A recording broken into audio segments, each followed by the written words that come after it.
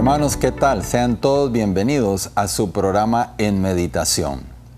Hoy un tema muy importante, la voluntad de Dios. Y vamos a comenzar remitiéndonos al pasaje según San Mateo, capítulo 7, versículo del 21 al 23, que nos dice así: No todo el que me dice Señor, Señor, entrará en el reino de los cielos, sino el que hace la voluntad de mi Padre del cielo. En el día del juicio muchos me dirán, Señor, Señor, profetizamos en tu nombre arrojamos los demonios, y en tu nombre hicimos muchos milagros. Yo les diré entonces, no los conozco, aléjense de mí todos los malhechores.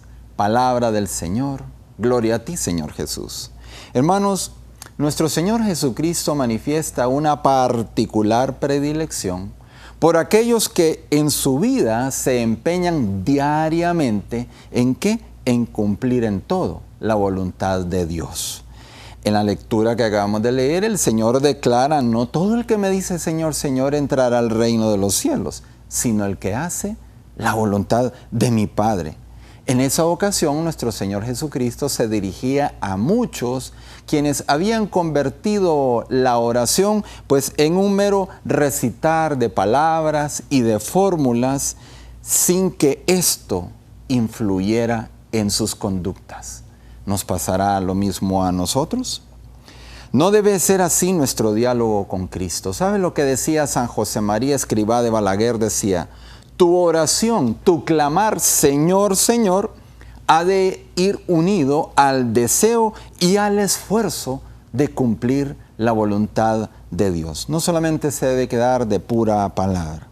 Pues en esto, mis queridos hermanos, consiste en parte la santidad, en hacer la voluntad de Dios, desprendiéndonos cada día que pase más y más de nuestros egoísmos.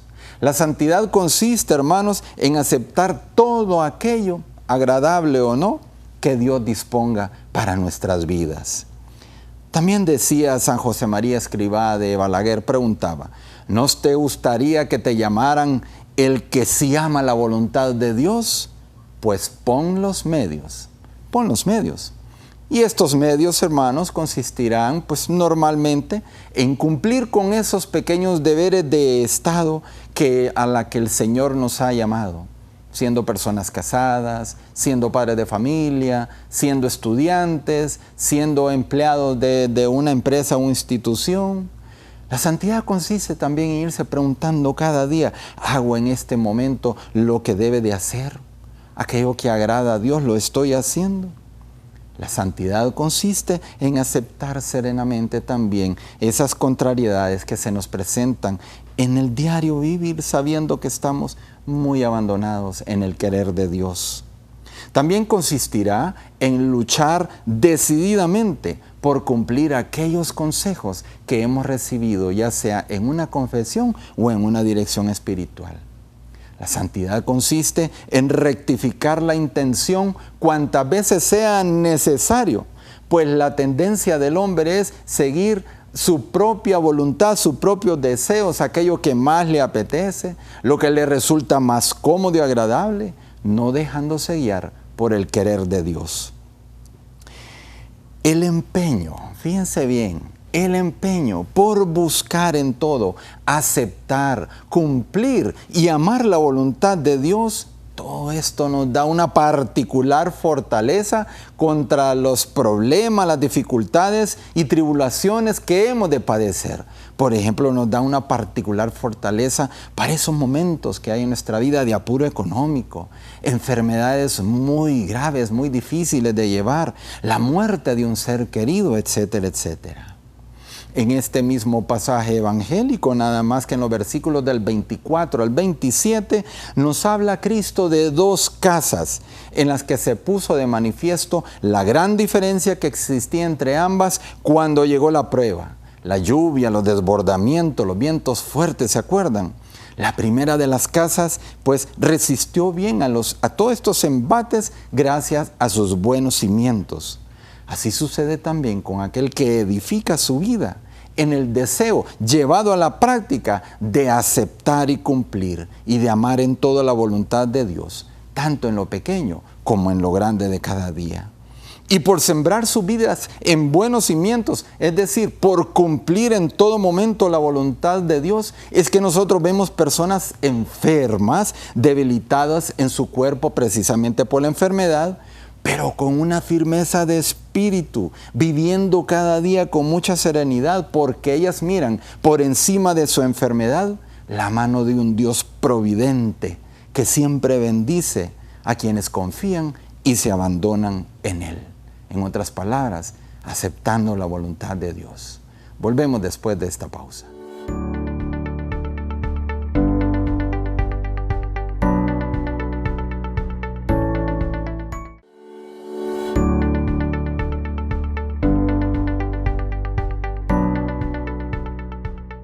Hermanos, continuamos con el tema la voluntad de Dios.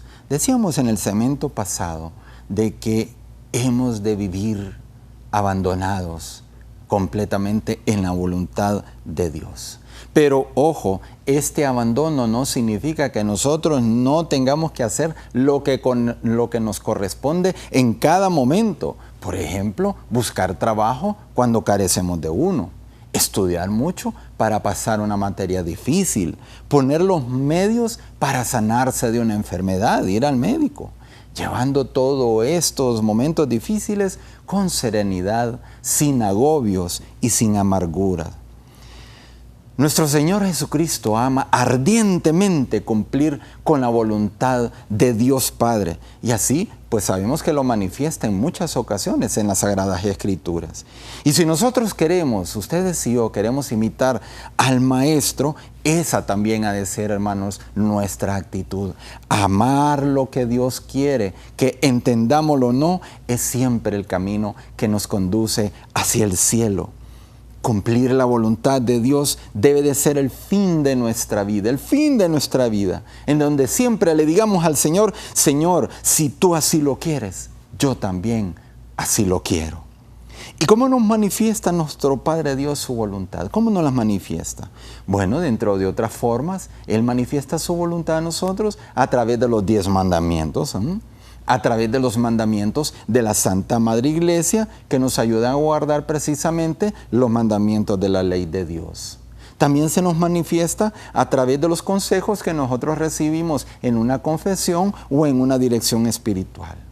Y se nos manifiesta también la voluntad de Dios, pues a través del cumplimiento de esas obligaciones del propio Estado, como ser personas casadas, como ser padres de familia o hijos, o estudiantes, o siendo empleados de una empresa o institución, o los hermanos que han sido llamados al sacerdocio, cumpliendo cabalmente con esos deberes de Estado.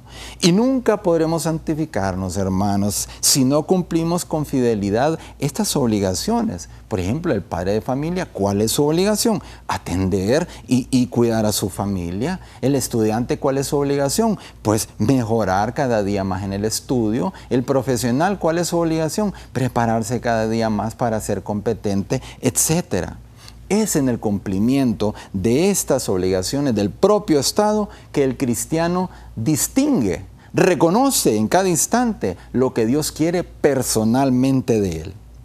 Y el reconocer, hacer pues la voluntad de Dios en el cumplimiento de esos deberes, si nosotros nos concientizamos que a través de esos deberes diarios nosotros estamos cumpliendo la voluntad de Dios, esto nos va a ayudar a hacerlos todavía mejor, con una perfección humana, con mucha alegría y sobre todo pues con mucho amor.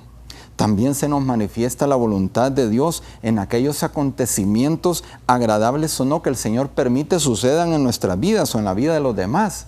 ¿Por qué? Porque siempre estos están dirigidos para lograr un mayor bien para nosotros. Van dirigidos. Mira, yo te recomiendo que leas Romanos 8:28. Es que hay una providencia oculta detrás de cada acontecimiento.